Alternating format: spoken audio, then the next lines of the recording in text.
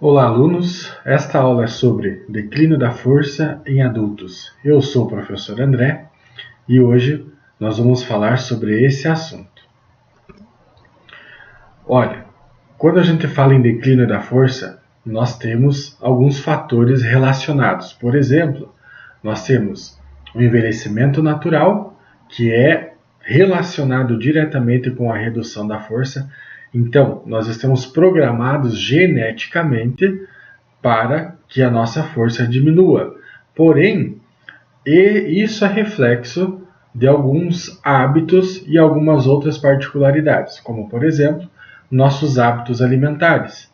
Em decorrência da deficiência do consumo de proteínas, pode ser que isso seja relacionado à redução da força, conforme nós envelhecemos.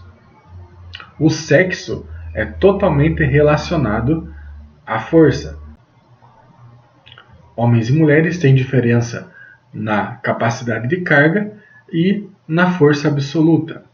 Algumas anomalias genéticas também estão relacionadas à redução da força e isso se acentua também conforme a idade vai avançando.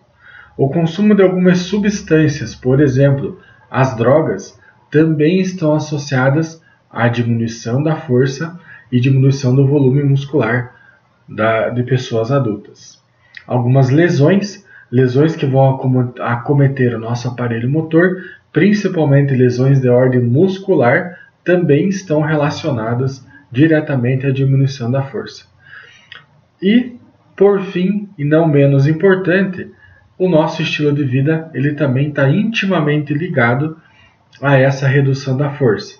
Pessoas que têm um estilo de vida sedentário, a redução, o declínio da força, ele se acentua mais conforme a idade vai aumentando.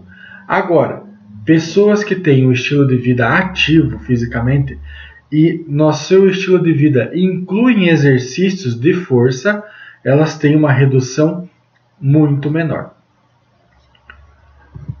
Outros fatores fisiológicos que vão afetar diretamente essa redução da força, esse declínio da força, é a somatopausa. Tá? E o que vem a ser essa somatopausa? Depressão da atividade hormonal. Nós temos alguns hormônios relacionados com a redução da força, né, com a nossa capacidade de força, e se eles reduzem a sua produção, e isso é natural, nós temos também um efeito direto na massa muscular. Nós temos também um efeito direto na massa muscular. A composição corporal também afeta diretamente o declínio da força.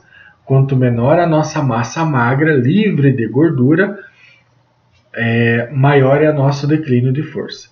O treinamento físico, principalmente o treinamento de força, ele é responsável por manter o nosso tecido muscular, esquelético, e até mesmo aumentar esse tecido. Diminuição do ciclo de Leydig, né, que está relacionado à nossa beta-oxidação, e aumento do LDL colesterol no nosso organismo. Então, esses são os fatores fisiológicos que vão afetar diretamente para que haja em adultos um declínio da força. Também como fator fisiológico, e acredito que essa é uma informação que você não vai ter comumente, é que ocorre um dano mitocondrial conforme nós envelhecemos. E esse dano mitocondrial ele vai se dar pela produção natural do corpo de espécies reativas de oxigênio. E essas espécies reativas de oxigênio, elas vão afetar diretamente a nossa capacidade mitocondrial de produzir energia, de aumentar a sua maquinaria para que nós consigamos aí manter exercícios de uma forma mais prolongada. Então esse dano mitocondrial é muito importante e hoje é o que a ciência investe maciçamente ali a sua força para desvendar os mistérios do dano mitocondrial juntamente com o estresse oxidativo, e ele vai explicar a nossa redução de força conforme a nossa idade vai aumentando. Lembrando que isso não está relacionado somente aos idosos. Isso está relacionado aos adultos, né? Adultos idosos também. Por quê? Porque é lá que você vai ver que você não consegue mais produzir a mesma capacidade de força que você tinha quando você era mais novo. Eu espero que vocês tenham gostado dessa aula. Me sigam aí nas redes sociais, se inscrevam no canal, ative o sininho, que isso ajuda muito o crescimento do canal. Muito obrigado, até mais.